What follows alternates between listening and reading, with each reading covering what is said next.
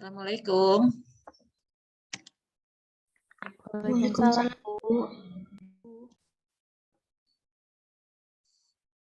Gimana kabar Dermaga yang ada di Dermaga? Berita Dermaga. Tadi ada kebakaran, Bu.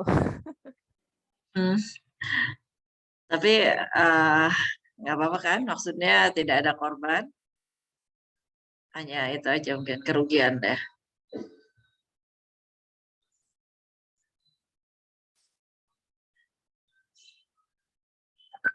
Iya, Bu, sepertinya tidak ada korban. Alhamdulillah. Hati-hati ya.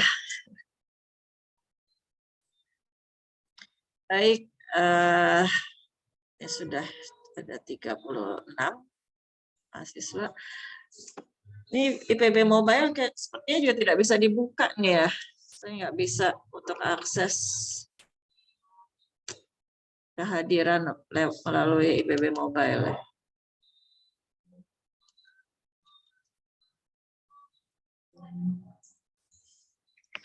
Baik, hari ini kita melanjutkan mengenai diskusi Artemia minggu ketiga ya dari pertemuan Artemia. Yang presentasi sudah siap? Kelompok 7, Ibu. Kelompok 7 sudah siap? Sudah lengkap kehadirannya? Siapa aja? Bisa on cam untuk yang presentasi?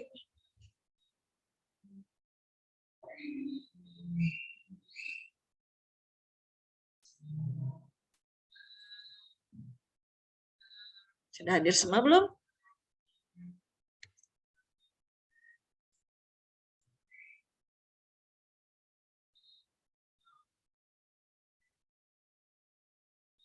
Masih ada beberapa yang belum join, Bu. Oh.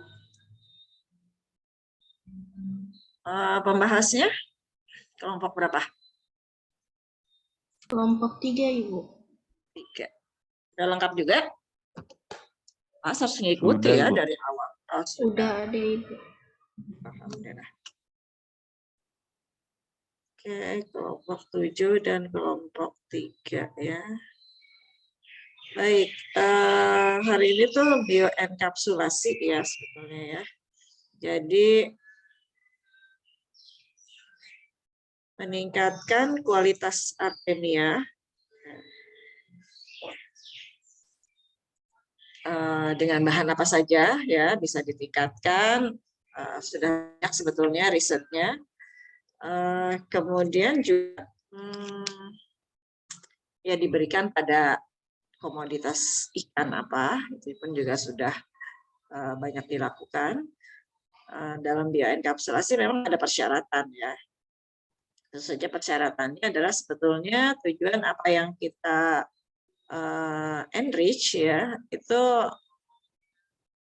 optimal ya, optimal di tubuh Artemia sehingga nantinya memberikan pengaruh pada larva ataupun benih yang diberikan Artemia. Mungkin itu apa namanya sebagai ya, kata kuncinya ya dari bioenkapsulasi. Baik, saya rasa ini sudah jam 10. Kelompok 7 sudah hadir semua belum? Siapa aja? Tolong sebutkan.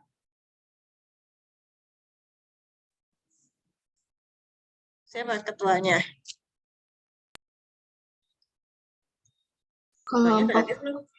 Kelompok 7 ada Ania Silvana, ada Lydia, kemudian ada Ferdiantito sama Duha Hasan, Ibu. Lydia, terus siapa? Widya. Lydia, Ania Silvana, kemudian Ferdiantito dan Duha Hasan. Ferdiantito.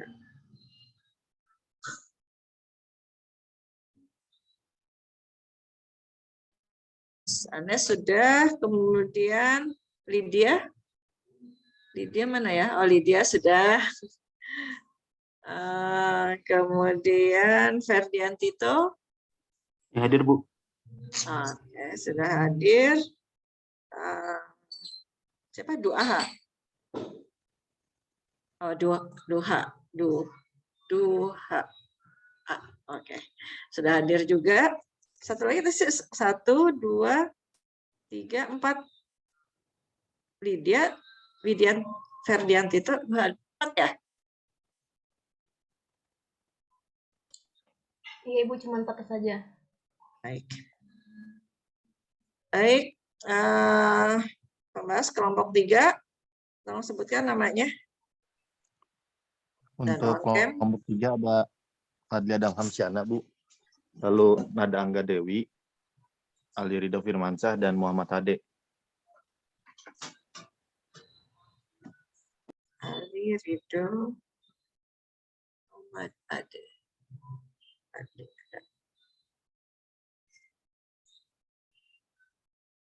Baik. 1, Ali Ridho. Soalnya kalau oke. Baik ya. Baik, silakan waktu saya berikan kepada kelompok 7 untuk mempresentasikan apa yang sudah dilakukan oleh kegiatan kelompoknya. Silakan. Izin subscribe, Bu. Bisa langsung kan? Iya, bisa, Bu.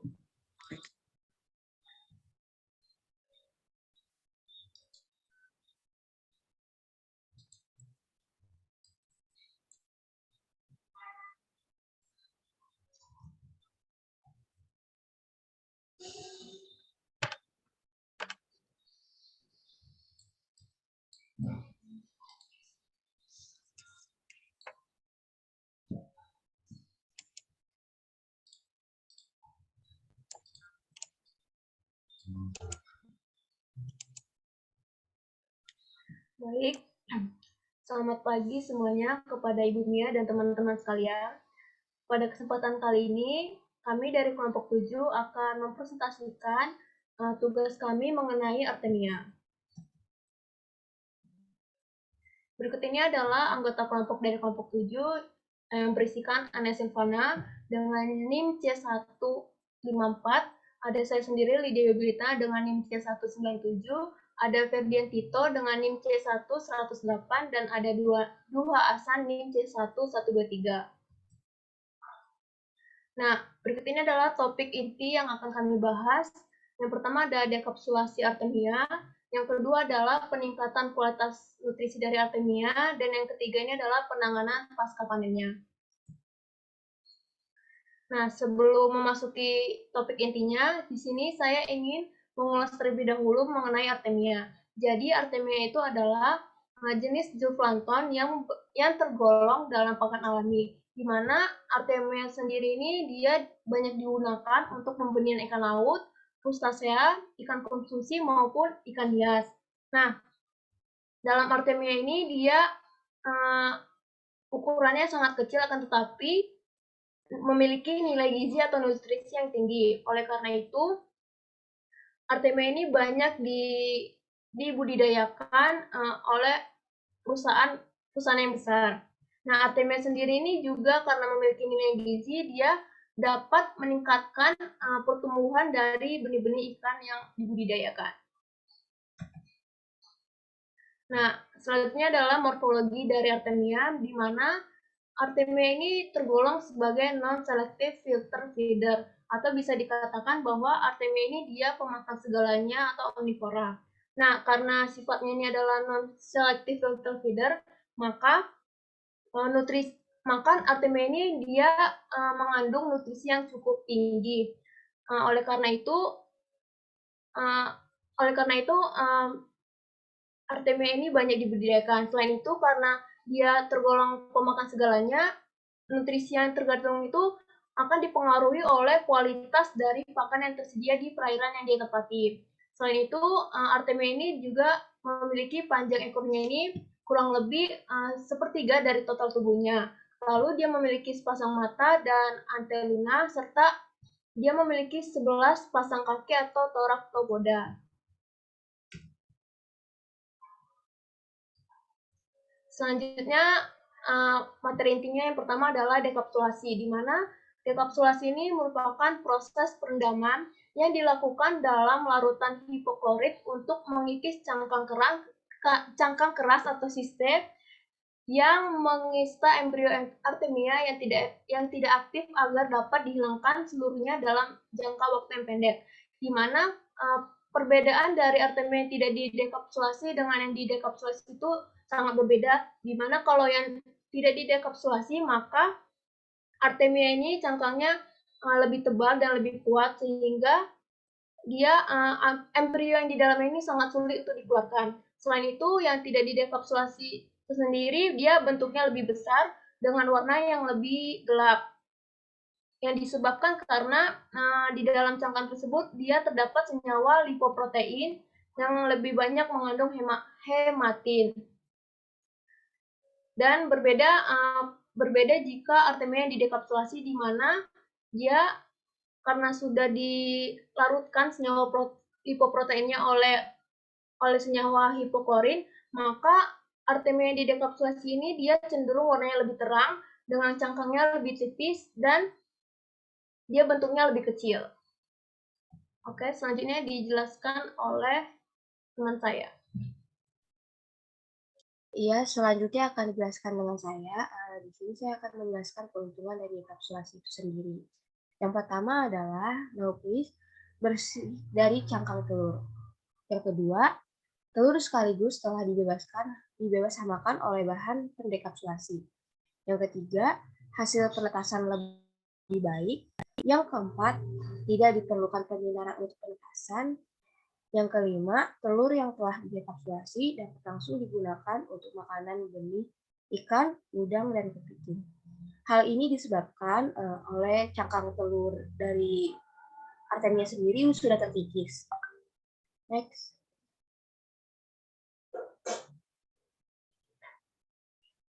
Berikut adalah alat dan bahan dari dekapsulasi. Yang pertama adalah saringan untuk mengambil artemia itu sendiri. Yang kedua adalah aerator. Selain fungsinya untuk memberikan oksigen pada artemia, fungsi lain dari aerator itu adalah agar terjadinya pergesekan antara telur-telur artemia. Yang ketiga adalah wadah. Yang wadah sendiri terbuat dari botol ukuran 1 liter yang telah dipotong. Selanjutnya adalah lampu, siste, air tawar, dan air laut sebagai media yang digunakan untuk penetasan artemia itu sendiri. Ada soda kue, NaOH, HCl, dan NaOCl itu digunakan sebagai bahan dekapsulasi. Next. Langkah-langkah dekapsulasi yang pertama adalah siapkan alat dan bahan yang terdapat pada slide sebelumnya. Yang kedua adalah masukkan artemia ke dalam wadah yang tadi air mineral 1 liter. Yang ketiga adalah campurkan klorin dan NaOH sebagai bahan pendekapsulasi. Yang keempat adalah aduk artemia dalam larutan klorin dan NaOH. Yang kelima, aduk hingga artemia berubah menjadi warna sedikit orange. Itu menandakan artemia sudah mulai terkikis cangkangnya. Yang keenam adalah artemia selesai didekapsulasi. Dapat langsung digunakan, hanya saja dicuci terlebih dahulu untuk menghilangkan sisa-sisa klorin dan NaOH. Next.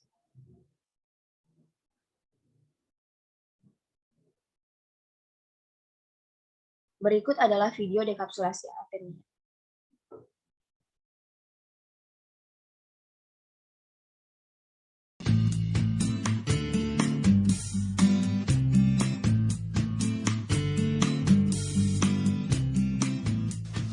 Okay, this is a tutorial to decapsulate brine shrimp.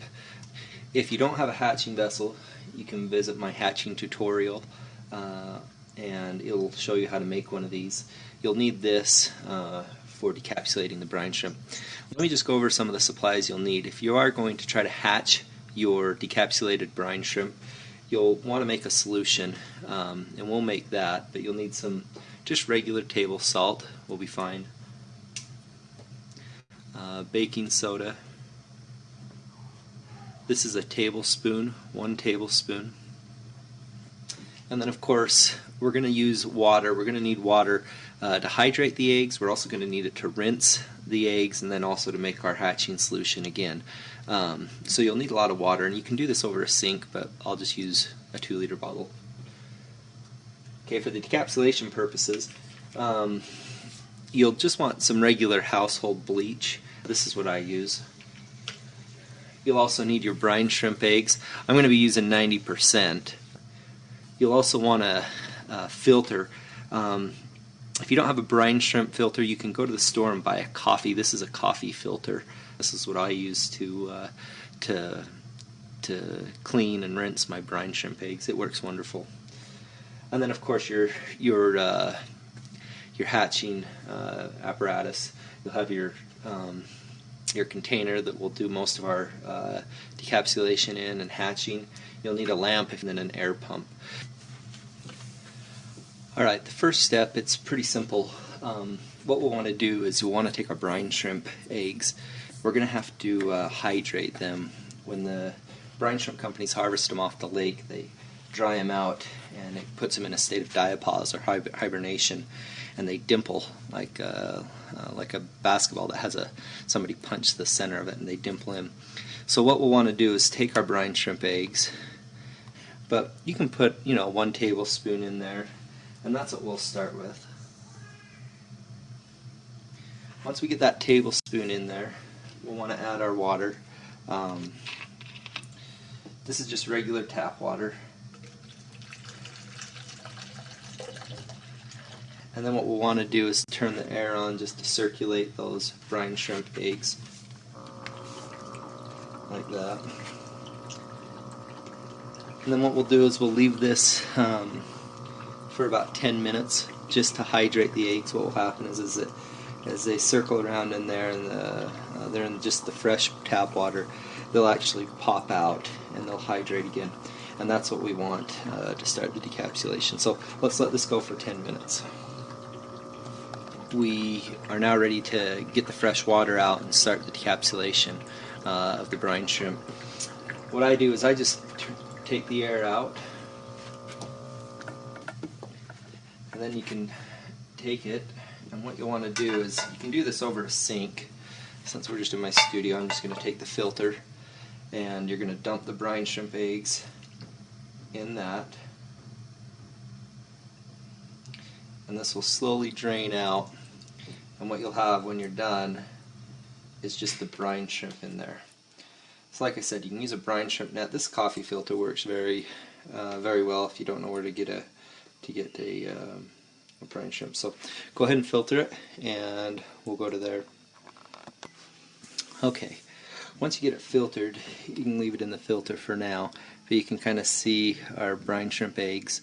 That's kind of how we want it. If they're a little wet, that's alright. But what we'll do is we'll set that aside for now. You notice I still have some in the container that just stuck to the side, and that's alright too. But what we'll do now is we'll take our sodium hypochlorite, or our bleach, and we'll just add it straight into that hatching container. I fill this up about maybe 5/8. You kind of want to be careful because it's bleach and it will stain stuff. Next thing you do is after you get your bleach in there, you'll want to get your egg in there as quick as you can. I usually just take my finger. You can see it just kind of break apart like that. Once it does that, you can just take it. It will go straight into the bleach. Try to get as much as you can. And then you want to turn the air on again.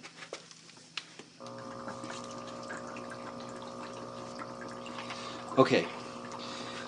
Now, depending on the bleach solution, this can go anywhere from 2 minutes or a minute even up to 5 or 10.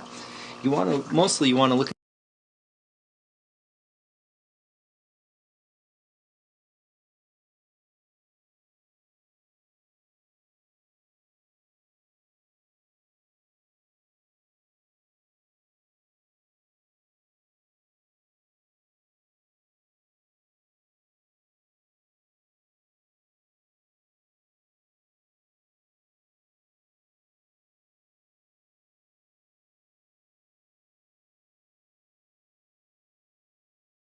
The coloration change, so I'll try to zoom in here.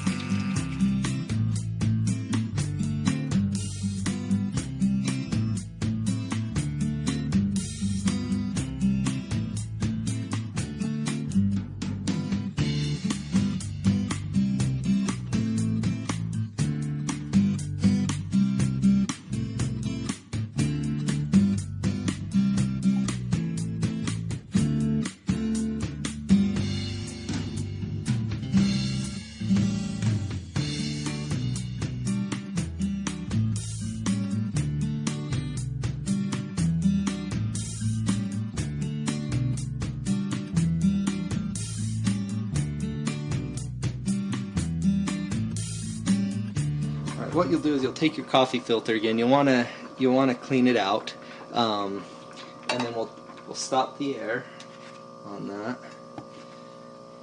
You can see the color. We've got a nice orange, and then we're going to want to filter it again to get all the. You can see that. To get all the bleach out.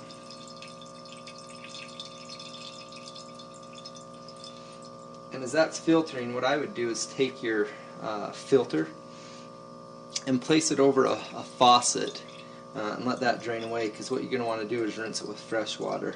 So I'm just going to dump fresh water in here to show you, but like I said, ideally you'll want to do this over a sink. Keep rinsing it until the smell of the bleach is gone. And once it's gone, then you'll be able to have your decapsulated brine shrimp, which you can then feed directly to your fish, or I'll show you how we can hatch it out. Alright, once you've got it rinsed, it should look something like this.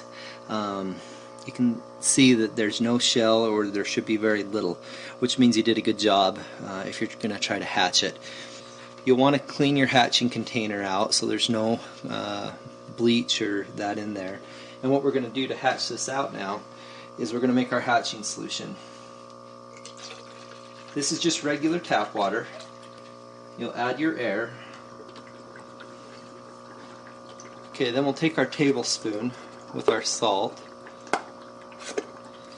and we'll add just a flat tablespoon. We'll dump that in there. You want a pinch of baking soda. Now we're ready to just put the rest of the decapsulated brine shrimp in there. You can just take it like this. Let this go for about 24 hours. You'll want to add a light source to it.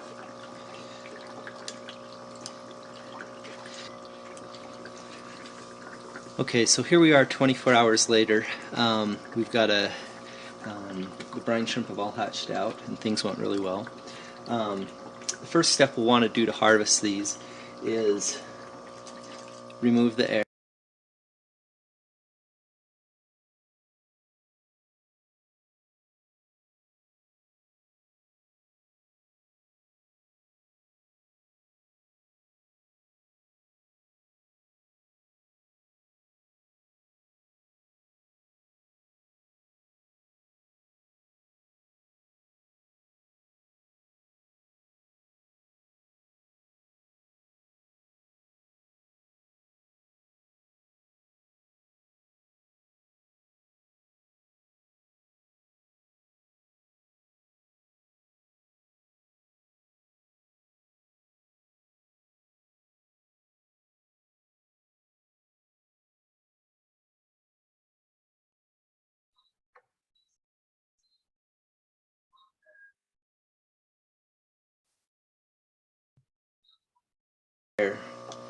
And what these will happen, you'll turn off the light as well. What will happen is the brine shrimp will sink to the bottom, and then you're able to take a straw, put your finger on the top, put it in, and you can siphon them out from the bottom as they sink down there. Put your hand back on, and there you go. And you can feed those directly to your fish, and you're ready to go.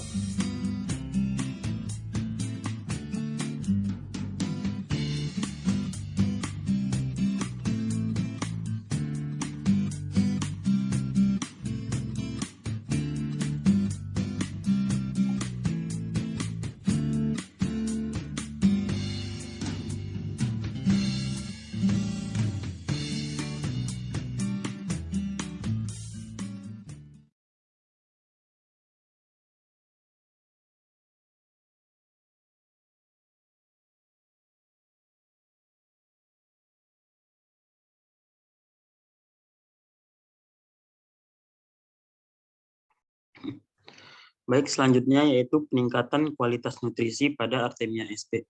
Next.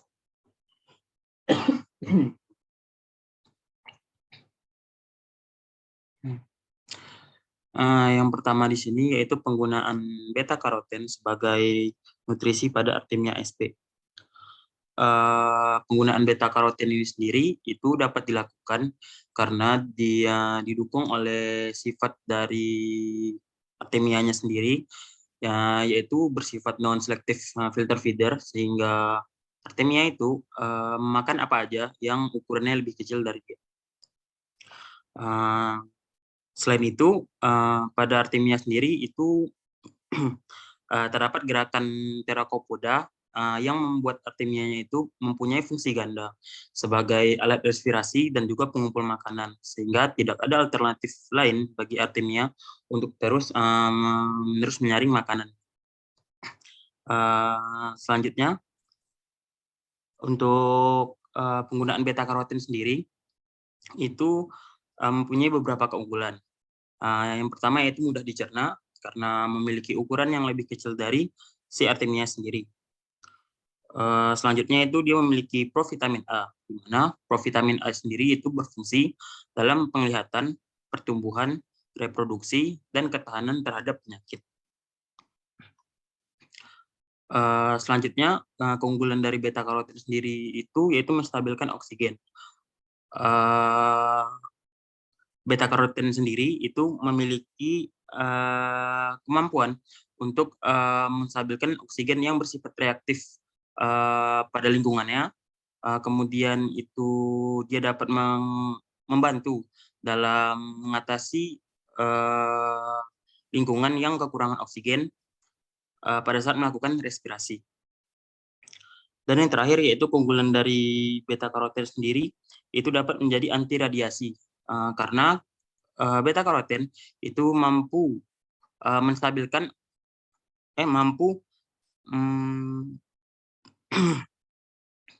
memantulkan radiasi yang bersifat merusak organ pada tubuh Artemia.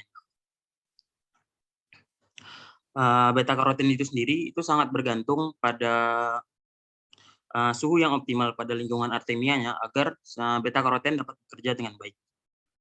Next.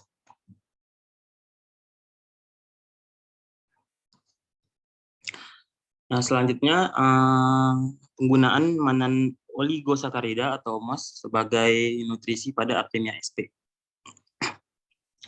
MOS atau manan oligosakarida sendiri itu mengandung ekstrak dinding sel ragi atau Saccharomyces cerevisiae yang kaya akan gula mannose, yaitu mencapai kisaran 45-50%. MOS sendiri itu digunakan sebagai prebiotik untuk mengganti antibiotik karena dapat mengurangi angka kematian dan meningkatkan antibodi pada Artemia itu sendiri.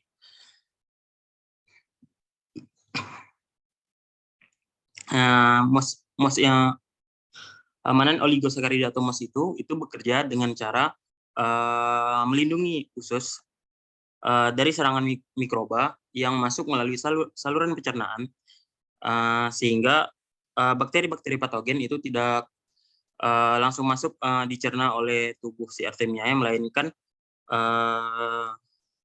menempel pada MOS kemudian dibuang melalui feses. Selanjutnya, MOS sendiri itu dapat meningkatkan penyerapan nutrisi pada artemianya karena MOS sendiri itu dapat memperpanjang fili-fili usus halus pada usus artemia.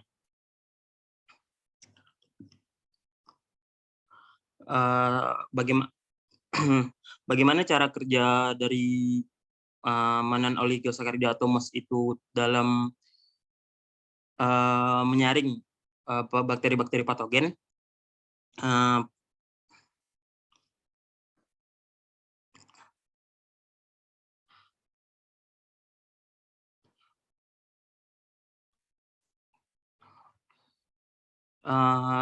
Pengguna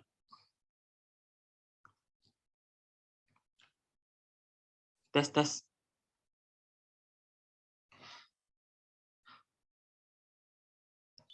Suaranya masuk. Jelas? Masuk, oke.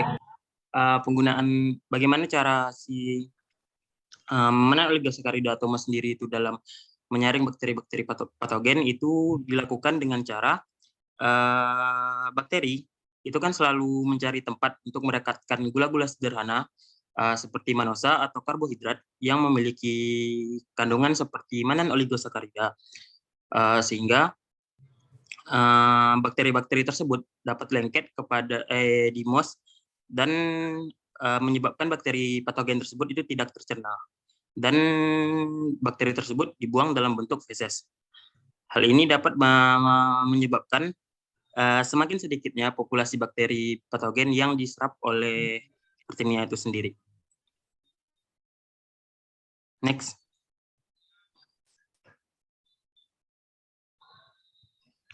Selanjutnya akan dilanjutkan oleh teman saya.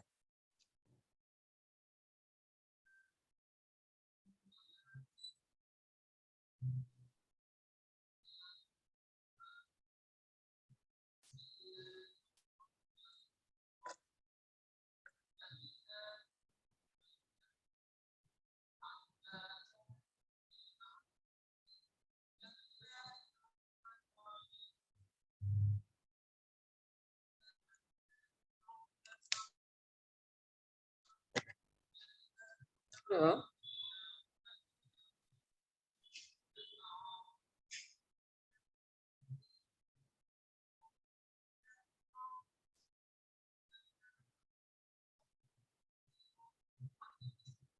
Terhenti.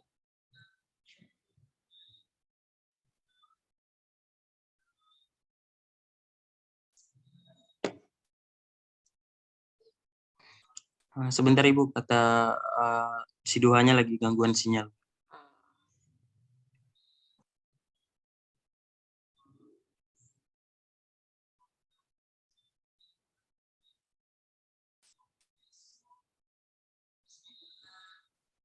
Mbak, Bu, sore udah masuk belum, Bu? Ya. Tidak. Kecil Duha. Wah, masih kecil ya? Sorry. Aduh. Ya. Maaf ya, Bu. Ya.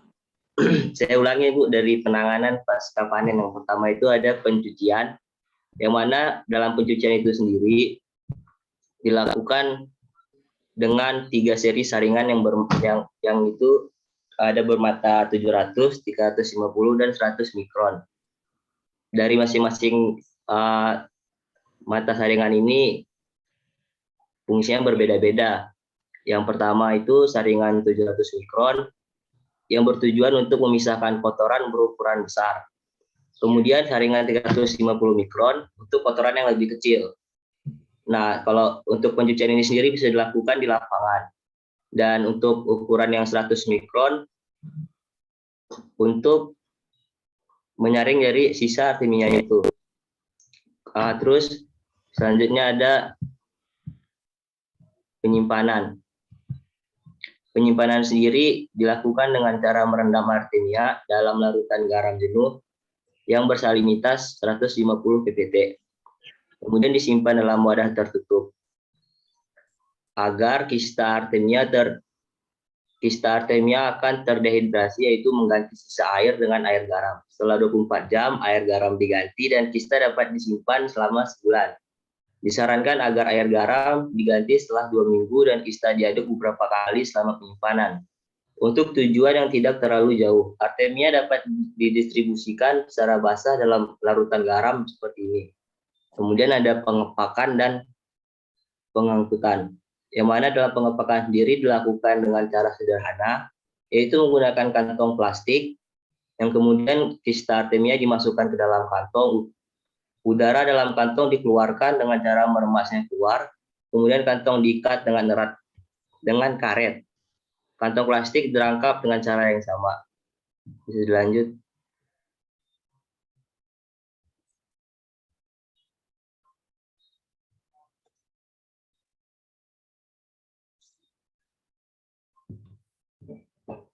Untuk cara panen sendiri akan dijelaskan oleh teman saya.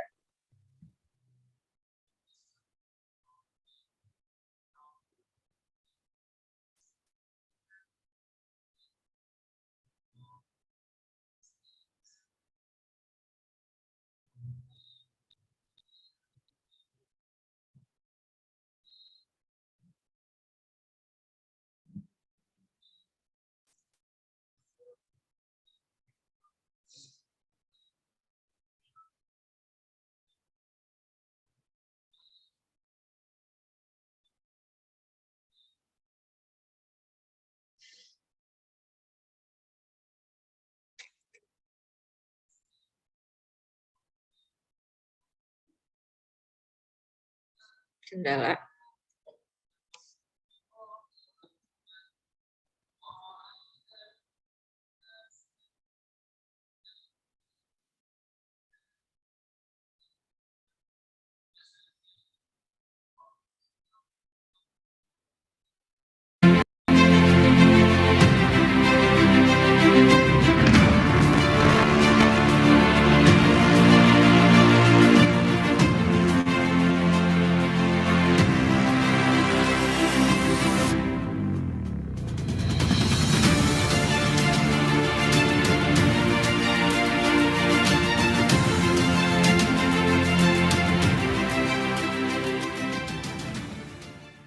Halo teman-teman, apa kabar? Semoga kabar kalian baik-baik saja.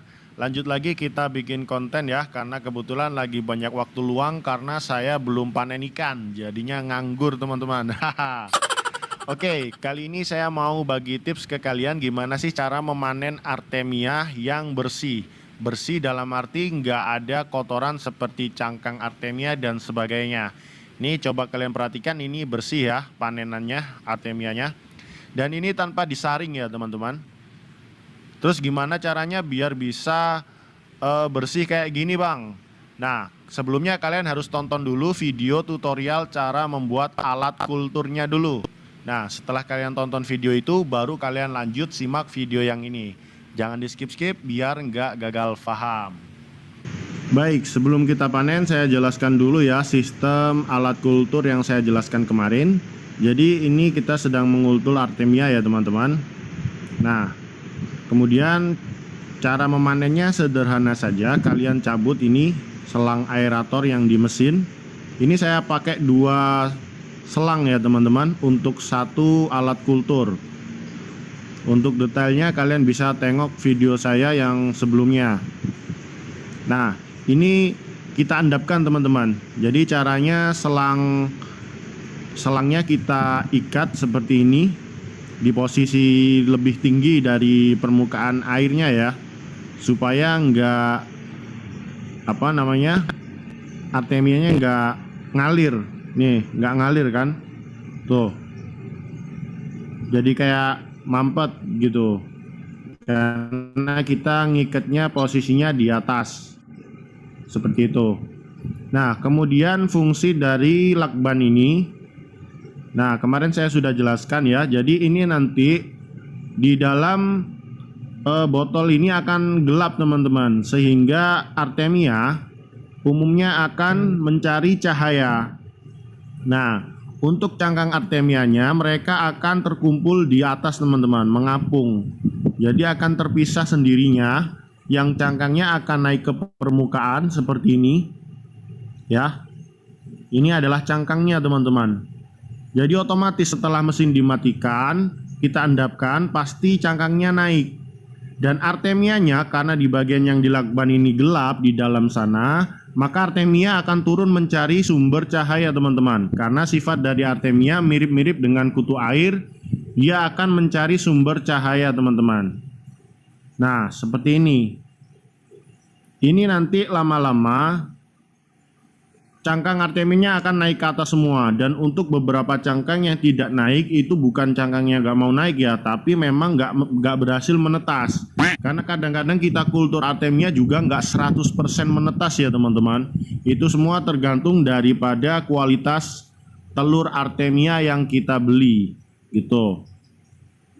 Oke, sambil kita tunggu ya, kurang lebih waktunya itu 5 menit teman-teman. 5 menit sampai 10 menit, jangan terlalu lama karena nanti artemianya malah mati. A few moments later. Oke teman-teman, sekarang kita sudah mengendapkannya kurang lebih 5 menit ya. Ini artemianya sudah terendapkan dan terlihat orange ya di bagian bawahnya. Ini, kalian perhatikan. Ini adalah karena artemianya sudah menumpuk di bawah teman-teman, mengikuti sumber cahaya. Dan sekarang yang perlu kita siapkan sebelum kita memanen artemia adalah ember seperti ini ya. Ini aku pakai ember cat 5 kilo. Nah, kemudian saringan. Ini serok artemia ya. Serokan artemia biasa. Nah, kita cuman pakai satu alat ini aja teman-teman. Nggak perlu disaring pemisah cangkang atau apa gitu ya. Karena alat kultur yang seperti itu sudah cukup baik untuk memisahkan cangkangnya sebenarnya. Nah, kemudian ini adalah air biasa ya, bukan air garam, air bersih lah. Ini kita siapkan dan juga jangan lupa pipet ya untuk memberi makan ke burayak-burayak. Nih, untuk yang nanya, "Bang, pipetnya beli di mana?" Di online shop banyak, murah, harganya 1.500 teman-teman. Ya. Ini cukup penting ya buat ngasih makan burayak di umur 4 hari supaya nggak montang-manting kena arus ya. Kalau kita ngasihnya nggak pakai ini, takutnya nanti buyar nanti burayaknya.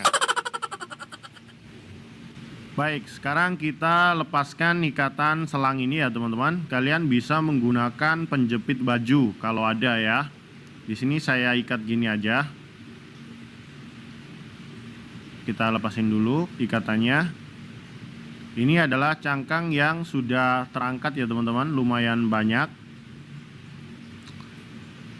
Dan ini adalah artemia yang sudah kita endapkan kurang lebih 5 menit. Sehingga mereka semua sudah terkumpul di dasar sini ya. Karena mereka sifatnya mengikuti cahaya. Dan ini selangnya jangan langsung dilepas ya teman-teman. Kalian tahan dulu, kalian bisa tekuk selangnya atau bagaimana. Jangan buru-buru dilepasin. Ini terlihat ya di selangnya kita tahan, belum turun artemianya ya, kalian perhatikan. Ini kita tahan selangnya sehingga artemianya belum turun. Dan kalau semuanya sudah prepare, baru kita lepasin perlahan. Coba kalian perhatikan, itu artemianya sudah lumayan bersih ya teman-teman. Karena ini dari alat kultur langsung turun ke selang dan langsung kita tampung pakai serokan artemia. Ini kita nggak pakai saring pakai alat pemisah cangkang artemia lagi ya. Dan untuk hasil yang seperti ini sudah terbilang cukup bersih. Nih kalian perhatikan. Tuh. Kalau kalian mau lebih bersih lagi, mau lebih maksimal, kalian boleh pakai serokan pemisah cangkang artemia. Karena kemarin banyak juga yang nanyain, "Bang, gimana caranya misahin cangkang artemia?" Kalau saya pribadi, ya gini aja teman-teman. Bergantung penuh pada alat kultur yang kita bikin sebenarnya dan cara pengendapannya. Dan jangan sampai ampas cangkangnya ikut tersedot. Kalian harus tahan sejenak. Nah, kemudian alihkan selang ke bak pembuangan, baru lepaskan. Jadi jangan sampai ampas cangkangnya ikut tersedot dan tertampung di serokan juga ya. Dan silahkan dilihat, inilah hasilnya. Memisahkan cangkang artemia tanpa serokan pemisah cangkang. Nih perhatikan, ini kotoran cangkangnya ya, pada nempel di dasar.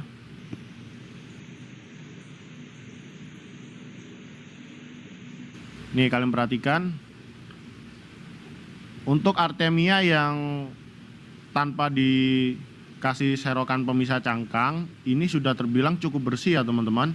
Tapi kalian bisa memaksimalkannya lagi dengan alat pemisah cangkang artemia. Tapi kalau cara simpelnya ya kayak gini aja. Ini kalian perhatikan hasilnya. Bersih ya teman-teman. Ini bisa dianggap 90% lah bersih. Nih. Hidup dan sehat-sehat ya artemianya. Bentar, saya carikan angle yang enak buat ngevideoinnya.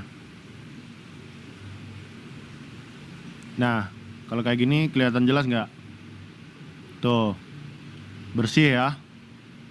Buat kalian yang mau lebih maksimal lagi, kalian bisa beli serokan pemisah cangkang artemia. Belinya di mana bang? Di online shop banyak ya. Oke, sekarang kita coba ambil artemianya pakai pipet ini. Biar lebih jelas. Nah. Waduh, kelihatan nggak ini? Nggak kelihatan teman-teman. Oke, kita ulangin ya. Kita ambil pakai pipet. Kita ambil artemia yang di dasar. Ini kita lihat yang di dasar ini kotoran apa artemia yang numpuk nih. Tuh, artemia ya, full artemia. Kelihatan nggak nih? Bentar, saya cari background. Nih, waduh, masih nggak kelihatan teman-teman. Nah, di sini nih. Nih, harusnya bisa fokus nih. Oke, kelihatan nggak ini? Jelas ya? Biar kelihatan jelas, resolusi di YouTube-nya settingannya kalian naikkan ya. Kalian naikkan di 480. Itu udah lumayan lah. Resolusi di settingan YouTube-nya, di settingan YouTube kalian. Nih. Ini kelihatan jelas banget. Tuh. Full artemia ya teman-teman, dari ujung ke ujung dan masih hidup. Mereka berenang-renang tuh. Ya. Oke. Sip. Baik, sekarang langsung aja kita kasih makan burayak umur 5 hari. Ini adalah burayak-burayak yang kemarin saya videoin di konten perbandingan ukuran burayak ya teman-teman. Yang saya breeding 10 pair. Nih, artemianya. Aduh, nggak kelihatan lagi. Nah, di sini nih. Oke. Langsung aja kita kasihkan ke burayak umur 5 hari. Sebenarnya kalau ngasih pakan burayak pertama itu kalau saya di umur 3 hari ya teman-teman, dengan porsi yang sedikit. Kenapa 3 hari bang? Karena 3 hari itu burayak sudah mulai menyebar keluar sarang. Dan ngapain burayak keluar sarang? Ya nyari makan. Itu teman-teman. Ada yang bilang umur 4 hari, boleh. Tapi kalau cara saya, kalau kalian tanya cara saya, itu di umur 3 hari teman-teman. 3 hari udah kita kasih makan artemia. Full artemia ya, sampai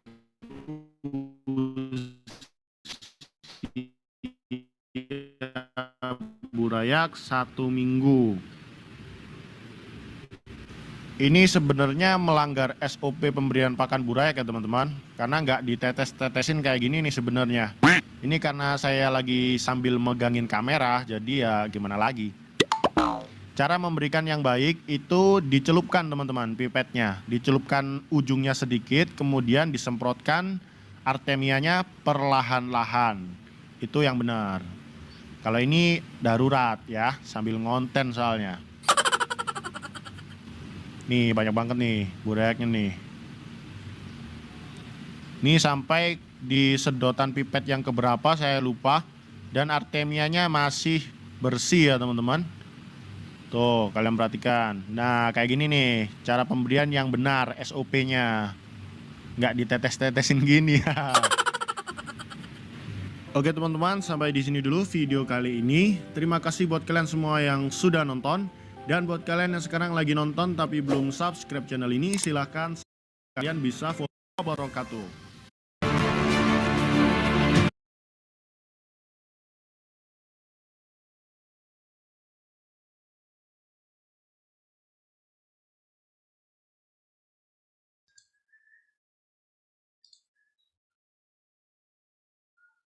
Nah, berikutnya adalah daftar pustaka yang kami gunakan sebagai acuan.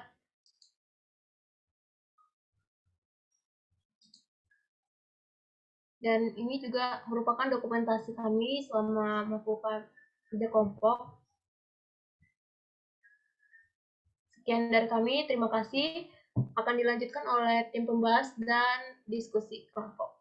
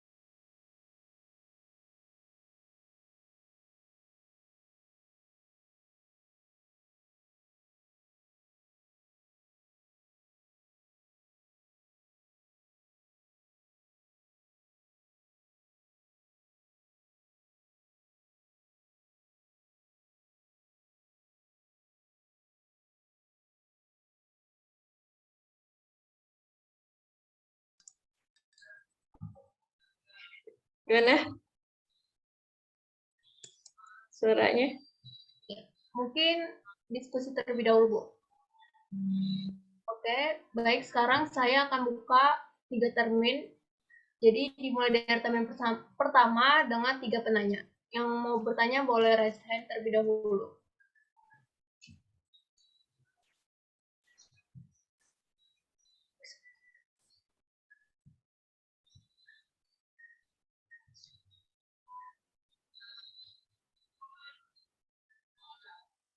Oke, termin pertama dimulai dari Alrido terlebih dahulu, boleh bertanya. Baik, terima kasih atas waktunya. Perkenalkan, saya Muhammad Alrido, NIM C129, izin bertanya. Tadi kan sudah dijelaskan penggunaan beta-karoten dan MOS ya. Nah, apakah ada contoh lain yang bisa digunakan untuk meningkatkan kualitas nutrisi pada artemia? Itu aja, terima kasih. Terima kasih Alrido. Mungkin sebagai lanjut nomor 2, pertanyaan dari Erina, boleh?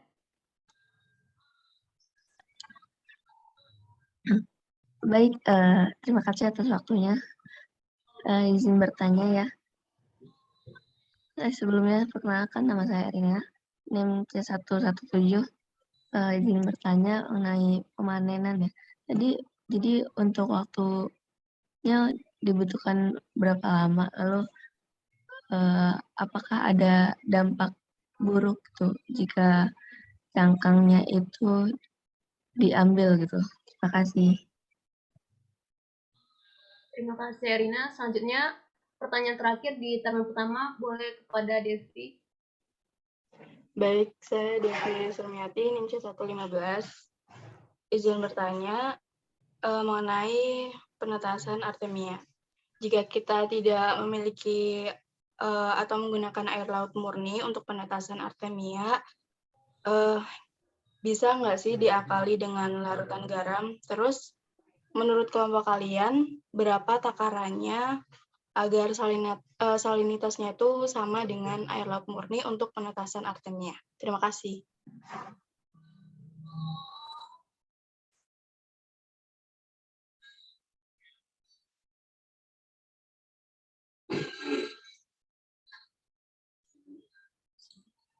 Terima kasih kepada Devi. Mungkin beri kami waktu sebentar untuk menjawab pertanyaan dari teman-teman sekalian.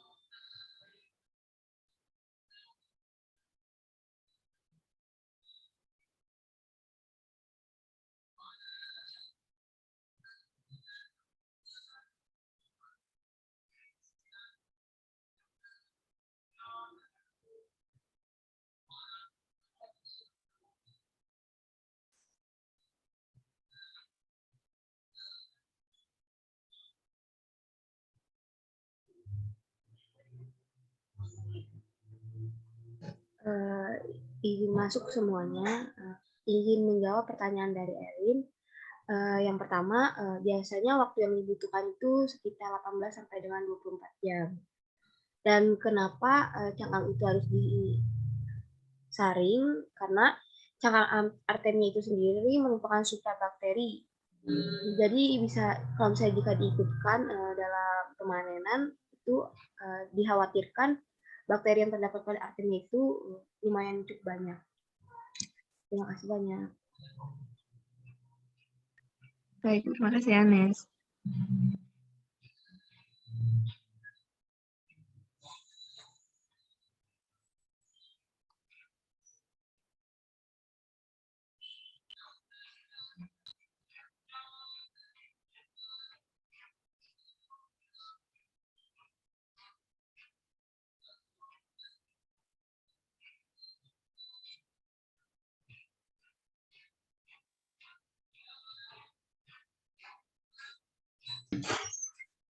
Izin masuk Ibu, saya akan menjawab pertanyaan dari saudari Devi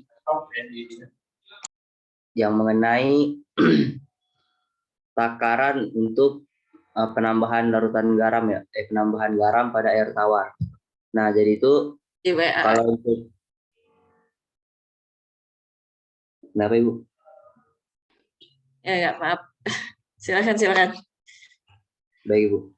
Jadi untuk takarannya itu jika kita menggunakan air tawar, penambahan garamnya 25 sampai 35 gram per liter air tawar itu.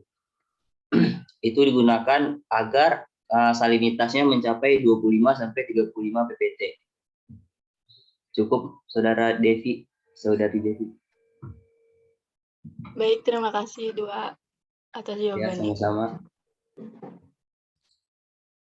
Baik, selanjutnya saya akan menjawab pertanyaan dari Rido yang bertanya, selain penggunaan beta-karoten dan MOS atau MOS, contoh pakan yang bisa meningkatkan kualitas dari nutrisi Artemia itu, kalau menurut saya dari jurnal yang pernah saya baca itu ada dari silase ikan, di mana silase ikan itu dia memiliki gizi tinggi, yaitu seperti protein sebesar 47,58% dan lemak sebesar 18,56%.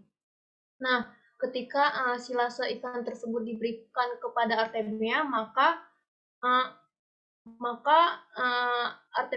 silase ikan tersebut mampu meningkatkan kualitas nutrisi pada Artemia. Selain itu, silase ikan yang digunakan juga mampu meningkatkan pertumbuhan Artemia baik dari segi berat atau bobot tubuhnya maupun juga dari segi panjang tubuhnya.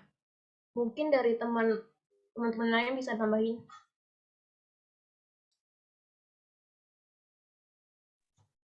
izin menambahkan terkait tentang pertanyaan Alirido tadi. Menurut jurnal yang saya baca juga itu untuk meningkatkan salah satu untuk meningkatkan mortalitas si larva, Artemia sendiri itu dapat kita gunakan pengkayaan alga, vitamin, minyak ikan ataupun emulsi yang bisa ngebantu buat peningkatan nutrisi dan daya hidup Artemia itu lebih tinggi. Gimana, Lirido? Baik, terima kasih atas jawabannya. Baik, untuk termin kedua yang ingin bertanya boleh silakan untuk raise hand terlebih dahulu. Oke, kepada Suden dipersilahkan. Iya, terima kasih sebelumnya atas kesempatannya. Izin bertanya ya, terkait sebelumnya saya sudah pernah lihat referensi ya mengenai dekapsulasi. Nah, di mana dalam dekapsulasi itu kan ada yang menggunakan NaOCl dan juga ada yang pula pakai CaOCl2. Nah, dari kedua larutan tersebut mana sih yang lebih efektif? Terima kasih.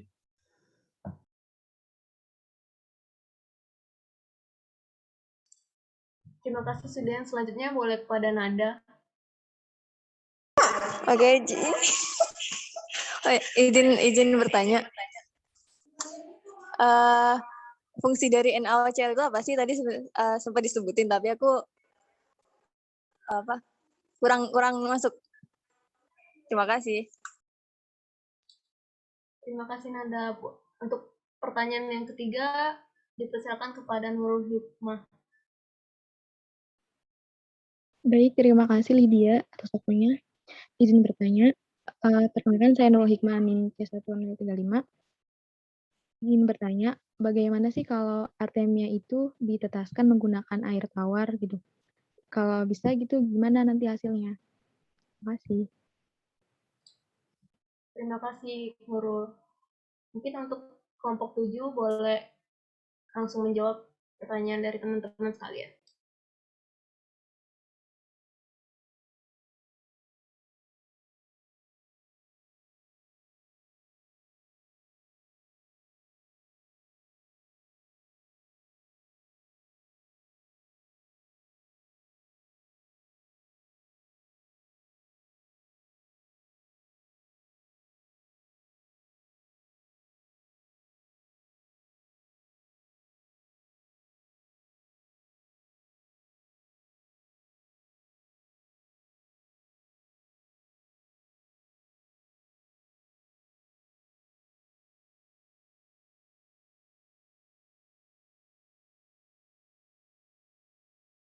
Bandingkan dengan CaOCl2.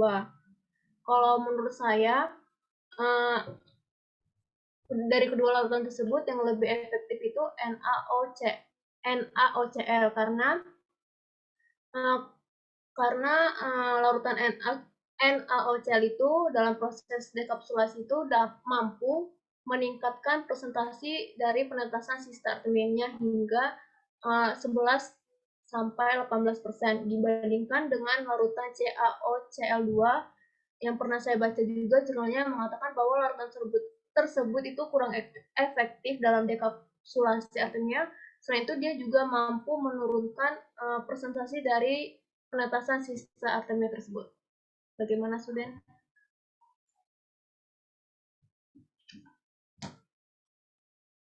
Halo?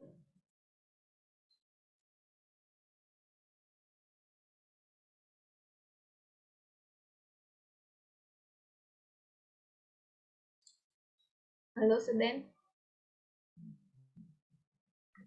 Ya, terima kasih ya Lydia atas jawabannya.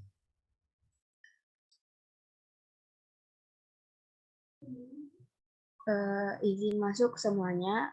Saya akan menjawab pertanyaan dari Nurul Hikmah tentang air tawar. Sebetulnya Artemia ini memiliki tempat optimum untuk melakukan penetasan. yaitu sebesar 30 ppt, di mana artemia tersebut mampu hidup dan berkembang dengan sangat baik. Hal ini menyebabkan artemia tidak membutuhkan energi yang cukup banyak untuk melakukan adaptasi dengan lingkungan atau media hidupnya. Dapat dikatakan artemia hidup pada optimal pada air bersalinitas atau air laut. Bagaimana Nurul, apakah terjawab? Oh, baik, Anes. Terima kasih. Nah, sekarang.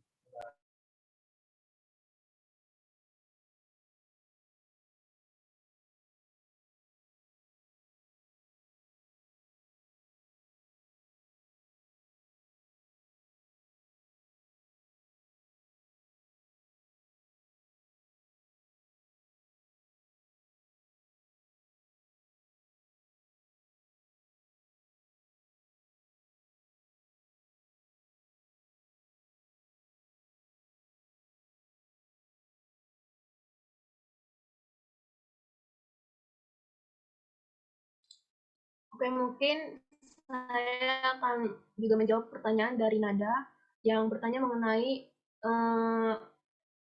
fungsi atau kegunaan dari larutan NaOCl.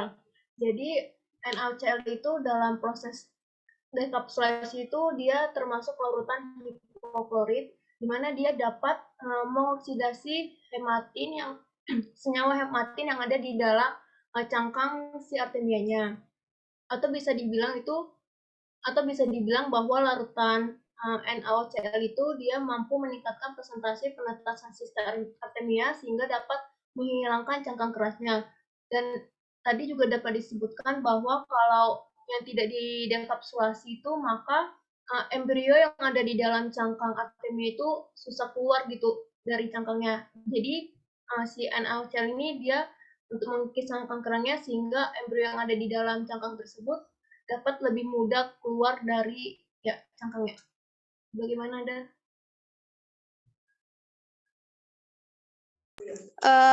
Untuk ini kan pakai Baiklin ya NaOCl-nya, apakah nggak akan berpengaruh nanti sama artemianya? Oh iya. Terus yang di Baiklin itu berapa konsentrasinya? Terima kasih.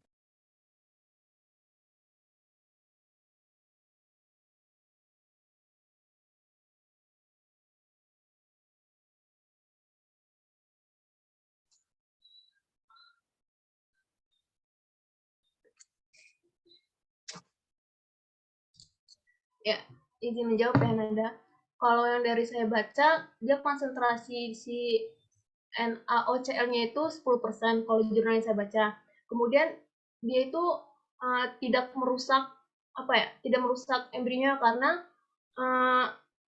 ada lapisan tipis juga gitu melindungi si embrionya. Jadi dia larutan tersebut tidak langsung kayak membunuh atau merusak si embrio artemianya.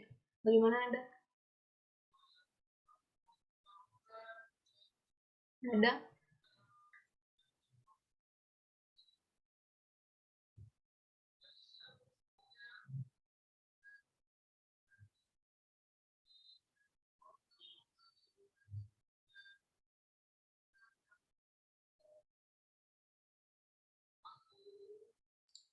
Halo Nada?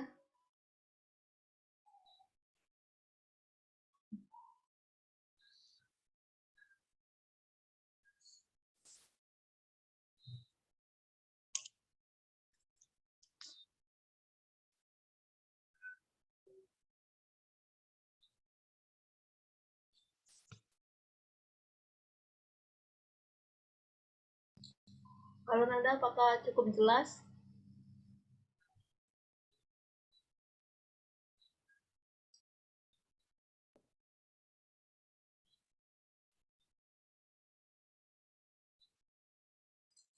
Oke, mungkin dicukupkan dulu ya, karena mungkin nadanya lagi ada gangguan sinyal.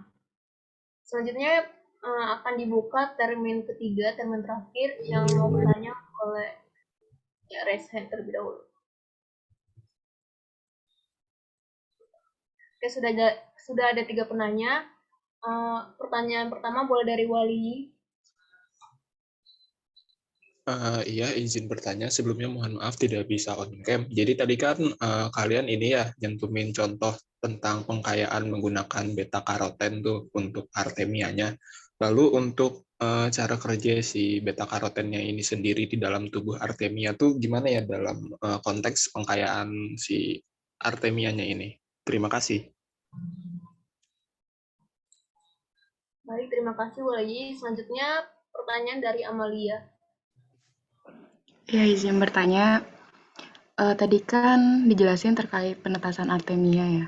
Yang ingin saya tanyakan di sini, di dalam penetasan artemia, itu dipengaruhi sama kepadatan. Nah, kalau boleh tahu, kepadatan yang ideal untuk artemia itu berapa ya?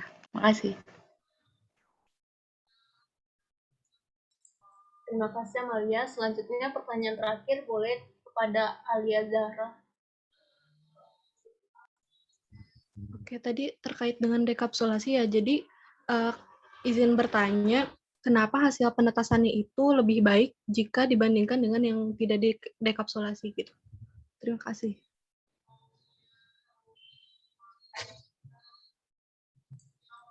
Terima kasih Alia. Mungkin dipersilakan dari kelompok 7 langsung menjawab saja pertanyaan dari teman-temannya.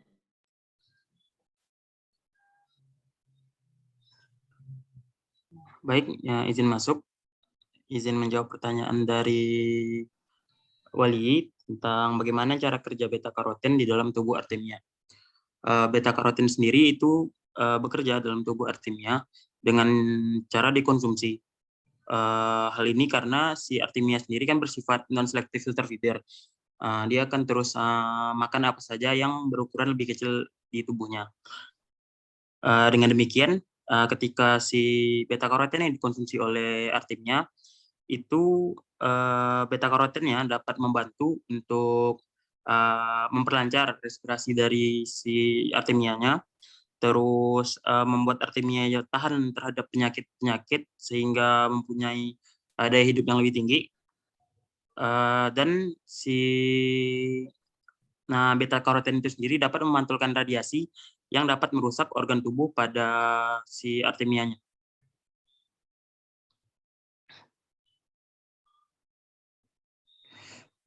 Bagaimana Wali? Apa sudah cukup? Berarti tadi cara kerjanya karena dikonsumsi gitu ya? Iya. Oke, terima kasih. Cukup kayaknya.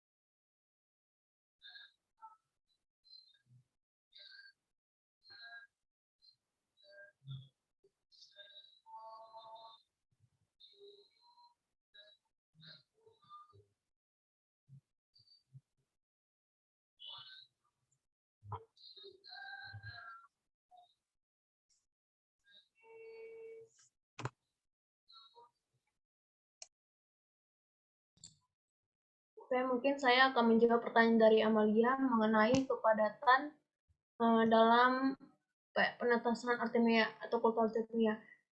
Kalau yang saya tahu waktu di praktikum juga pernah disebutin kalau misalnya dalam skala kecil atau dia kurang dari volumenya itu kurang dari 20 liter, maka sistem yang bisa digunakan itu sebanyak 5 gram per liter. Kalau misalnya dalam skala besar atau volumenya itu lebih dari 20 liter, maka bisa digunakan kepadatan sistemnya itu adalah 2 gram per liter. Bagaimana, Malia? Ya, baik. Terima kasih, Lydia, atas jawabannya.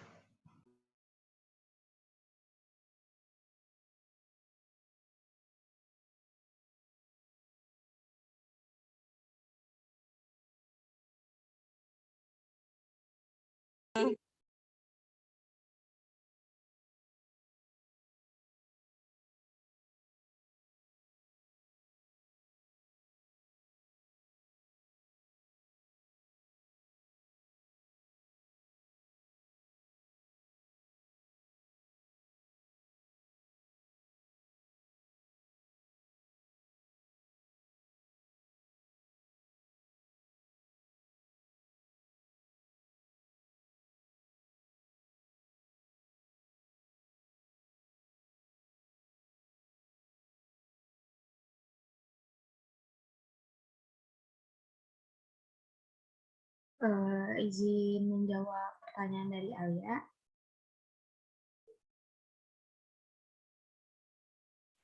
Sebetulnya pada proses dekapsulasi itu terjadi penipisan cangkang yang memungkinkan Nauplis itu cepat menetas. Bagaimana Alia? Apakah terjawab? Oh iya, sudah cukup. Terima kasih Anes untuk jawabannya. Iya, sama-sama Alia.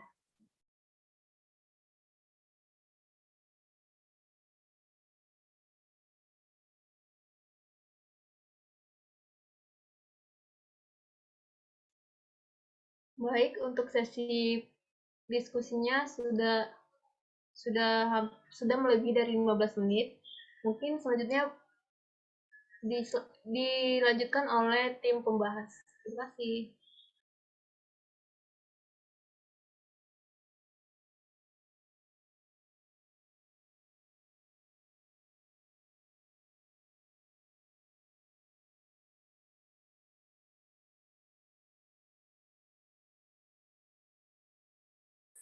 Baik, Assalamualaikum. Ibu, saya dari tim pembahas dari kelompok 3 ingin mengulas ya dari presentasi kelompok 7 tadi. Nah, jadi yang saya ulas pertama ini untuk teman-teman dari kelompok berapa? 7 ya. Ini mengumpulkan PPT-nya di New LMS pada hari ini, tadi jam 12 dini hari, tepatnya jam 12:03 pagi, Bu. Terus juga melihat isi dari PPT-nya sudah cukup menarik, ada gambar, juga disertai tadi video, jadi lebih membuat kita lebih paham kan dekapsulasi Artemia itu sendiri. Terus juga tadi sempat direview kembali mengenai Artemia itu sendiri di awal sebelum ke inti materi. Terus bagusnya lagi ini menjelaskan lebih dari yang ada di slide gitu. Dan pembagian kerja juga sudah rata, ada dokumentasinya juga dan daftar pustakanya juga. Mungkin itu saja dari saya. Ditambah lagi dari teman-teman pengulas lainnya, silakan. Baik, izin menambahkan Ibu, saya Fadliana Husyana, C196 dari kelompok pembahas. Terkait dengan presentasi dari kelompok 7 tadi, menurut saya konten-konten yang ada di dalam PowerPoint dan juga presentasinya sudah cukup baik ya, sudah cukup lengkap. Di situ menjelaskan bagaimana tentang teknik pemanenan, teknik kultur, dan juga mereview dari materi mengenai pengertian dan juga definisi dari Artemia di pertemuan sebelumnya itu. Dan melihat dari sesi pertanyaan dan juga pemahaman dari anak-anak dari kelompok 7, menurut saya sudah cukup baik dalam memahaminya, dibuktikan dengan jawaban-jawaban yang telah disampaikan dan juga bagaimana cara mereka menjelaskan ketika presentasi tadi, Bu. Mungkin dari saya cukup sekian, Bu. Oke, izin masuk. Saya Dangga Dewi, NIM C141965. Di sini waktunya itu kalian 43 menit, 49,17 detik, dan itu udah lumayan bagus karena waktunya yang disediakan itu kan 45 menit. Kemudian pembagiannya juga menurut saya juga udah sama rata. Udah. Terima kasih. Baik, izin masuk. Saya Lirido Firmansyah, NIM C14190006. Nah, dari PPT kelompok 7 sendiri itu sudah bagus, namun dari PPT yang pengertian Artemia itu hanya menjelaskan hanya ada tulisan saja, bisa ditambahin dengan gambar ataupun dengan lain-lain. Nah, menurut saya juga sedikit masukan dari kelompok 7 sendiri bahwa tadi di bagian video dekapsulasi Artemia itu sudah sangat jelas, namun akan tetapi alangkah baiknya nih setelah penayangan video tersebut itu dapat dijelaskan dengan singkat terkait video tersebut. Terima kasih.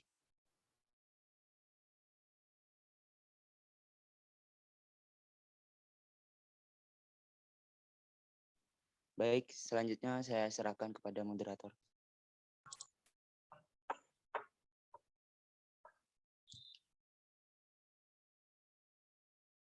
Baik, ini udah bagian saya atau ya sudah dua-duanya ya. Beri materi dan pembahas. Oke. Untuk komentar dari pembahas, khususnya dengan PPT dan saat presentasi, saya setuju ya.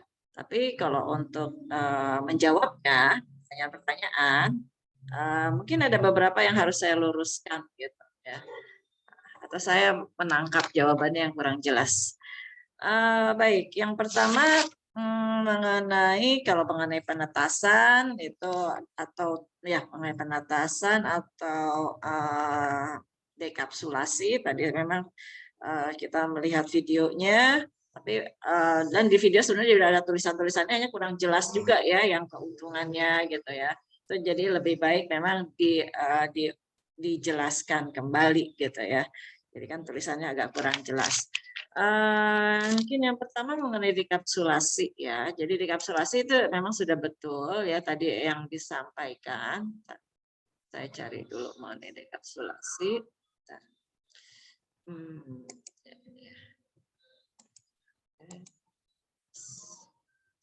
Mungkin juga udah pernah atau belum, saya juga lupa ya. Tapi paling tidak diulang kembali mengenai dekapsulasi. Ya, jadi mengenai dekapsulasi itu memang tujuannya adalah mengikis sebetulnya atau menghilangkan sebagian cangkang ya yang keras ya dengan prosesnya hidrasi, sehingga ya menggunakan larutan tadi, berbagai larutan. Ini perlu hati-hati ya. Jadi ini mereka merekomendasikan larutan apa, berapa banyak, itu harus kita ikuti gitu.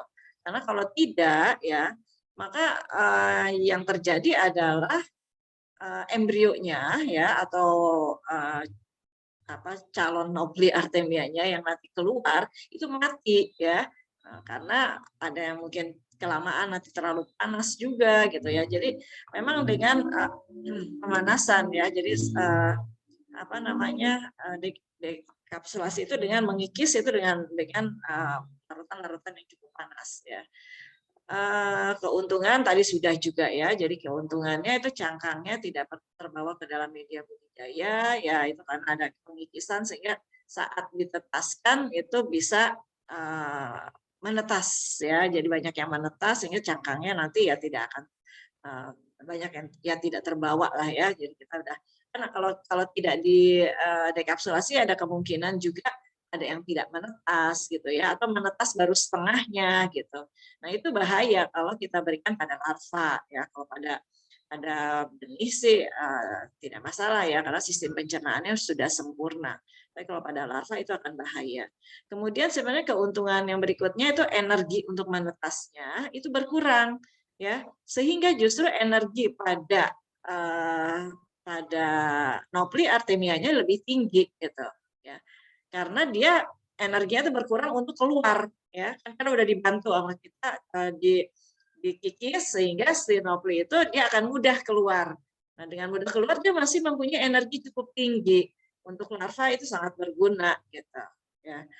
Terus hasil dekapsulasi bebas patogen ya, karena di cangkang itu sebetulnya juga walaupun sudah dibersihkan ketika panen ya, ketika panen siste itu kan dibersihkan berkali-kali, nah tetap aja ketika diamati dia masih ada bakteri yang menempel di cangkang. Dapat langsung digunakan sebagai pakan larva atau benih ya, karena cangkangnya sudah tipis. Untuk benih sih sebetulnya kalau untuk larva belum sempurna ya sebenarnya kandungan enzim, tapi kalau untuk benih bisa. Nah ini hasil pengamatan pada cangkang atau pada siste, maaf. Pada siste itu ternyata ya masih ada bakteri atau jamur ya di siste tersebut ya. Jadi kalau dengan bantuan dekapsulasi itu akan mati ya. Nah ini tebalnya ya, tebalnya cangkang tersebut. Jadi ada hematin, ada kitin ya. Nah, sementara embrionya ini di bawah sini ya, yang di bawah. Nah, ini kita kikis ini, kita kikis tapi tidak sampai habis ya. Kalau sampai habis juga mati nanti embrionya ya. Nah, makanya persen-persen dari larutan yang digunakan itu harus kita ikuti dan berapa lamanya itu juga harus tepat gitu. Ya, sehingga nanti ini akan terkikis dan tinggal lapisan tipis aja ya yang kita sebetulnya bisa ditetaskan 24 jam. Sebetulnya tidak harus 24 jam ya kalau sudah didekapsulasi. Bahkan bisa 15 jam ya. Hampir setengahnya lah lebih ya. Jadi embrio nauplinya pun ukurannya bisa masih lebih kecil gitu ya dan SR-nya bisa tinggi. Nah, ini hasil pengamatan tadi pada cangkang ya ketika diisolasi gitu kita lihat ada bakterinya atau tidak gitu. Ini antara yang kontrol dengan yang sudah didisinfected ya atau yang sudah didekap. Ini menurun ya ininya bakterinya lah ya, kan CVO ya. Jadi menipis ya. Jadi kalau tidak ya sebetulnya juga masih ada nanti bisa jadi masuk ke tubuh larva ya. Baik ya, ini dekapsulasi.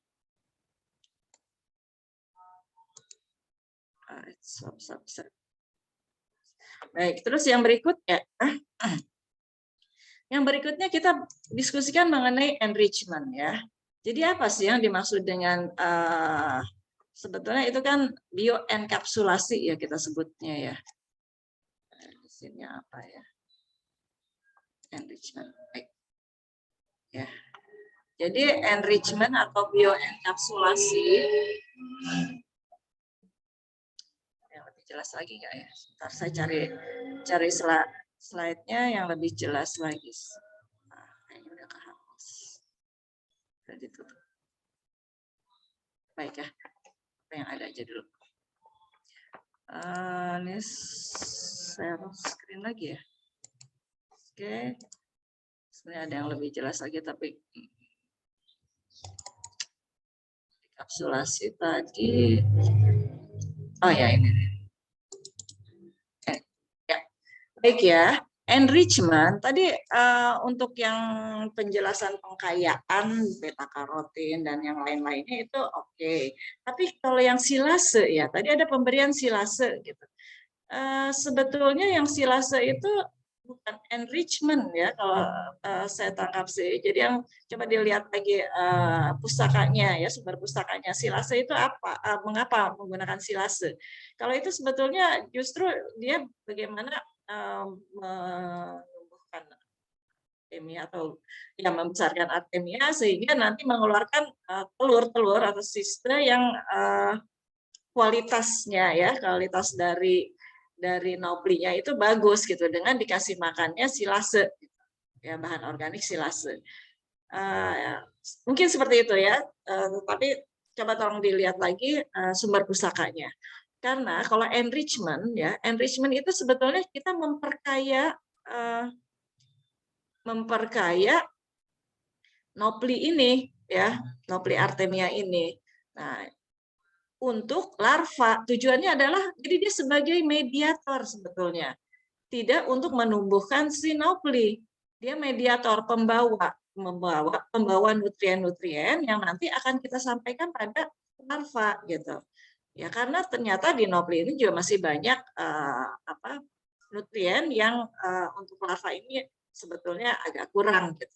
Jadi kalau kita tambahkan, larvanya akan lebih berkualitas lagi. Ya, larva kita akan lebih berkualitas lagi. Ya, bisa daya tahan tubuhnya lebih tinggi, makanya ada penambahan vitamin C, ya, atau penambahan lemak, ya, asam lemak, ya, itu kan larva itu sangat butuh sekali ya, omega 3 gitu. Itu kita berikan melalui, jadi sama aja seperti juga Anda mengenrich misalkan Daphnia gitu ya, jadi diperkaya. Nah sebetulnya adalah mediator aja yang bahan alami ini, selain juga bahan alaminya mengandung nutrien ya, tapi kita bisa menambahkan bahan apa saja asalkan ukurannya lebih kecil dari 50 mikron ya. Jadi bisa masuk ke tubuhnya Artemia ini. Jadi bisa kalau untuk ikan hias kita bisa berikan peningkat warna ya, pigmen, kemudian atau esensial nutrien tadi misalkan lemak ya, omega 3 ya, ataupun bisa sebagai peningkat daya tahan tubuh dari larva ya, atau pengobatan untuk larva gitu ya, pencegahan atau pengobatan itu kita berikan melalui Artemia ini ya. Jadi tidak dimanfaatkan oleh Artemia justru kita harapkan, tapi tersimpan dengan cukup banyak, maksimal gitu. Makanya setiap bahan yang kita akan enrich itu melalui penelitian juga, berapa lama si bahan tersebut bisa tersimpan di tubuh Artemia, di tubuh Naupli ya, di tubuh Naupli ya, sehingga ketika dimakan oleh larva full gitu ya, bahan pengkaya tersebut masuk ke dalam tubuh larva gitu ya, yang kita sebut sebenarnya bioenkapsulasi ini ya. Jadi banyak yang sudah dicobakan ya, vitamin C bahkan mineral juga ya, itu kita tambahkan. Mineral zinc ini diberikan pada larva adalah untuk ini membantu juga dalam pembentukan tulang pada larva ya. Jadi ini sudah dilakukan, ada protein dan vitamin C untuk daya tahan tubuh. Tuh, ya, jadi tadi kalau dikatakan apa ya tadi, ada yang pertanyaan tapi jawabannya kurang tepat gitu ya, karena tidak dimanfaatkan. Kita usahakan tidak dimanfaatkan. Baik ya, nah pemberiannya, nah ini ya.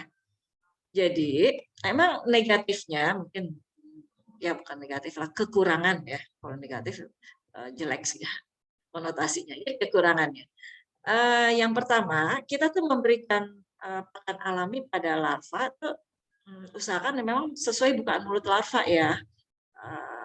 Maksudnya masuk ke dalam mulutnya larva, dan itu harus kecil biasanya ya. Terutama untuk ikan-ikan laut itu bukaan mulutnya jauh lebih kecil daripada ikan air tawar. Nah, kekurangannya dari enrichment adalah ada yang di enrich harus dalam waktu 6 jam. Ada juga bahan yang di-enrich harus dalam waktu 12 jam gitu. Ya, itu supaya tersimpan pada tubuh si Naupli ini. Nah, kalau waktunya cukup lama, itu Naupli ini akan ukurannya jauh menjadi membesar ya, lebih besar. Nah, kalau lebih besar ya kita tidak bisa memberikannya pada larva yang mulai endogenusnya habis gitu ya, mulai dia harus yang sudah endogenusnya habis, di mana dia mulai harus eksogenus gitu. Itu agak sulit ya. Sementara kita inginnya bahan yang di-enrich itu masuk ke tubuh larva ya sejak awal ya, supaya tersimpan di larva atau dimanfaatkan oleh larva gitu. Nah, tapi kebanyakan dengan enrich ini membutuhkan waktu ya, membutuhkan waktu, sehingga ukurannya biasanya sudah lebih besar ya. Kan kalau baru menetas ukurannya kecil nih ya, sekitar 450 mikron lah. Nah, tapi kalau dengan enrich ada bahan yang perlu 12 jam, ini ukurannya sudah 600. Sehingga ya nggak bisa juga kita gunakan larva yang baru menetas kita kasih Artemia ini gitu. Ya paling baru besoknya gitu. Ya, atau ya 12 jam kemudian lah dari sebelumnya. Apalagi kalau seharusnya 1 hari. Jadi butuh waktu gitu, dengan ukuran Artemia yang semakin besar, Naupli yang semakin besar. Saya rasa itu ya untuk pengkayaan enrich. Kemudian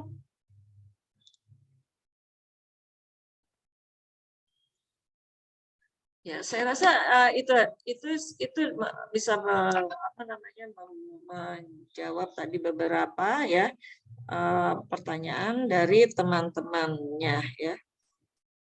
Ya. Kalau mungkin saya yang bertanya. Tadi yang jawab konsentrasi ya. Konsentrasinya berapa sih untuk tadi sampai situ bisa diterima ya jawaban mengenai dekapsulasi dan bioenkapsulasi ya. Jadi tujuannya bioenkapsulasi atau enrichment atau pengkayaan adalah untuk larva. Artinya hanya pembawa ya. Jadi ada waktunya ya. Waktunya supaya full di tubuh artemia tersebut atau nopli ya, sehingga bisa dimanfaatkan oleh larva juga full gitu. Baik, sampai sini ada pertanyaan nggak? Kalau tidak ada, saya yang mau bertanya. Ada? Sudah cukup jelas apa yang disampaikan? Suara saya bisa didengar nggak ya? Cukup jelas, Bu. Jelas ya, bisa didengar. Ya, soalnya kalau nggak ada yang jawab, saya bingung nih suara saya. Jangan-jangan nggak didengar, apa tidak terdengar gitu. Ya. Jadi kalau ada yang jawab, oke, berarti sampai gitu. Nah, sekarang saya mau bertanya. Tadi ada yang bertanya berapa gram per liter sih untuk menetaskan dengan menggunakan larutan garam ya. Nah, terus ada jawabannya kalau volumenya sedikit itu 5 gram per liter ya. Tapi kalau volumenya sampai lebih dari 20 liter itu 2 gram. Berapa gram maksudnya berapa gram artemianya ya? 2 gram per liter. Itu bukan tadi pertanyaannya. Berapa banyak artemianya? Iya betul Bu, kepadatannya. Kepadatannya, betul. Nah, kalau sedikit itu 5 gram, tapi kalau volumenya banyak, ya lebih dari 20 liter, itu 2 gram. Kenapa? Saya ingin tanya, kenapa demikian? Tadi siapa yang jawab? Atau dia dibantu oleh timnya? Kenapa tidak sama saja gitu? Kenapa kok harus dikurangi? Atau malah kenapa tidak ditambahkan gitu? Lebih banyak lagi.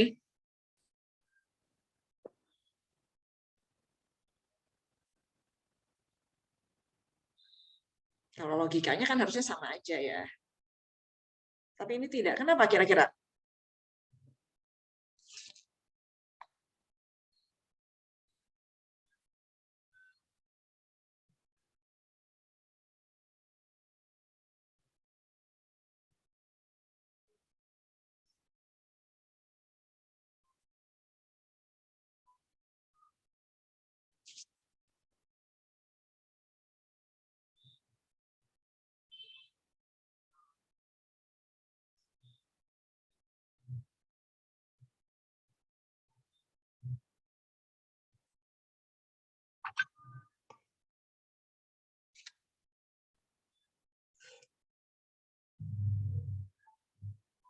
Tadi yang menjawab siapa dan dapat sumber pustaka dari mana?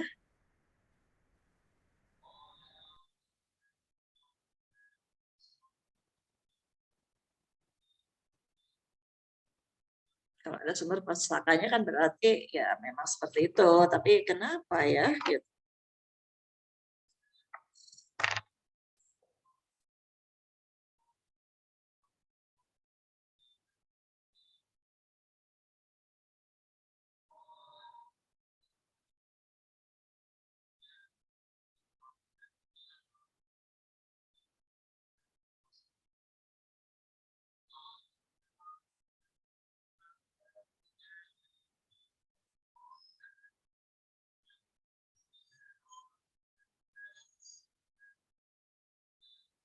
Kayaknya belum ada yang tahu sih. Ada yang tahu. Tadi bisa menjawab seperti itu, sumber pustakanya dari mana?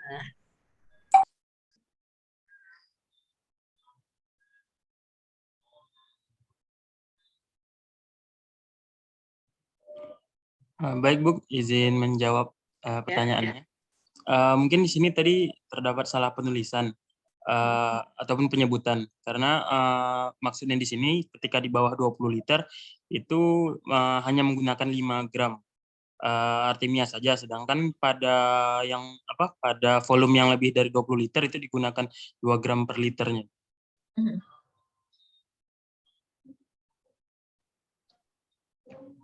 Jadi kalau misalnya lebih dari 20 liter mungkin bisa jadi lebih dari 20 gram artemia.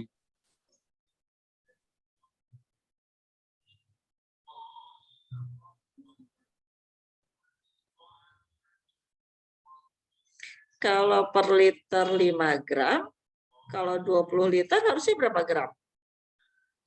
Gitu. Yang di bawah 20 liter tadi bukan 5 gram per liter, tapi cuma 5 gram per total dari yang di bawah 20-nya itu. Lebih sedikit. Oh, bukan 5 gram per liter. Ya.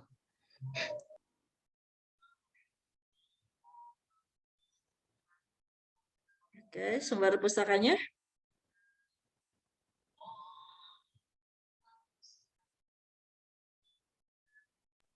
Oke, sebentar Ibu lagi dicari juga.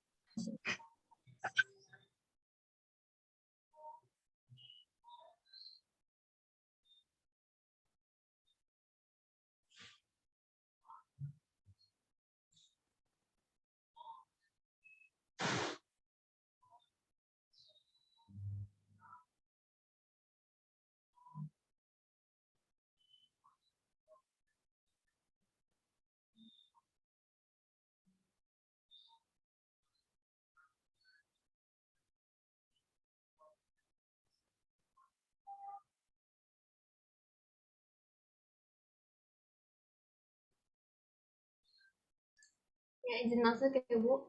Ya. Itu dapat jawabannya dari seperti kayak modul gitu Bu, modul dari internet gitu mengenai penetasan artemia. Dari modul cara menetaskan artemia ya. Benar Bu. Oke.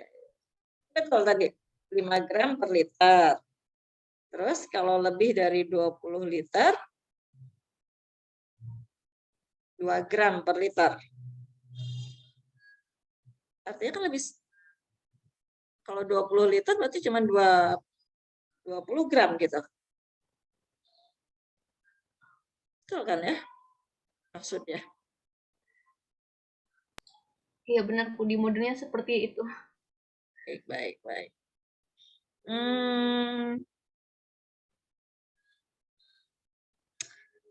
Sebetulnya ya diduga ini ada apa namanya kemampuan untuk aerasinya juga ya kayaknya ya.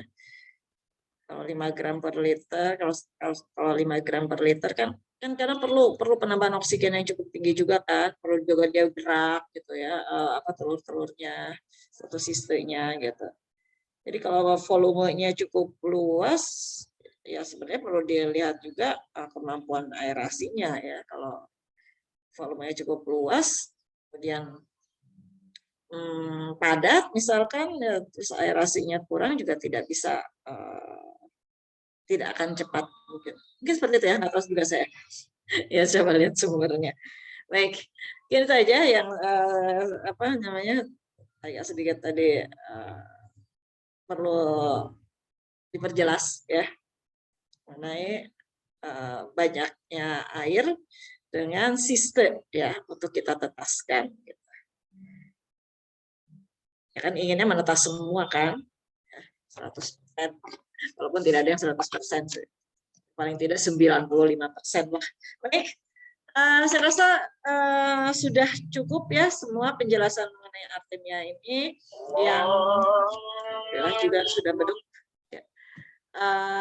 Yang kita tinggal membeli sistemnya saja ya dengan harga yang cukup mahal, tapi praktis gitu, kemudian juga ya daya tetasnya juga bisa diupayakan tinggi ya kalau mengikuti prosedur cara penetasannya. Kemudian sangat disukai, artemia itu zooplankton yang sangat disukai oleh larva dan bahkan oleh zooplankton lain yang ukurannya lebih besar dari artemia ya. Itu aja. Sehingga ya di laut walaupun artemia bisa hidup dalam kondisi salinitas 30, 35 bahkan 20 juga bisa. Dia urihalin ya. Tapi di laut dia tidak bisa hidup karena bukan tidak bisa hidup, habis mungkin ya. Karena sulit untuk mengumpulkan dengan planktonet gitu, mau mengumpulkan artemia itu nggak dapat. Nah, tapi adanya ya di danau yang punya salinitas cukup tinggi gitu ya, yang salinitas di atas 40 atau 50 itu organisme lain tidak bisa hidup kecuali artemia ini, sehingga dia bebas dan dia bisa banyak. Mungkin itu aja ya dari artemia. Jadi sudah didapatkan semua pengetahuan mengenai artemia. Saya akhiri pertemuan ini, tinggal 1 kali pertemuan lagi ya. Wah, udah masuk minggu ke-14. Udah mau ujian lagi. Nggak kerasa ya. Ini untuk yang ada di kampus, ya jaga kesehatan, di rumah juga, tapi yang di kampus agak sulit untuk protokol prokesnya kayaknya ya, kalau saya perhatikan. Apalagi sudah di kos-kosan atau di lingkungan. Baik, saya akhiri pertemuan ini. Terima kasih. Mohon maaf lahir batin. Assalamualaikum warahmatullahi wabarakatuh. Waalaikumsalam warahmatullahi wabarakatuh. Terima kasih banyak Ibu. Baik. banyak Ibu.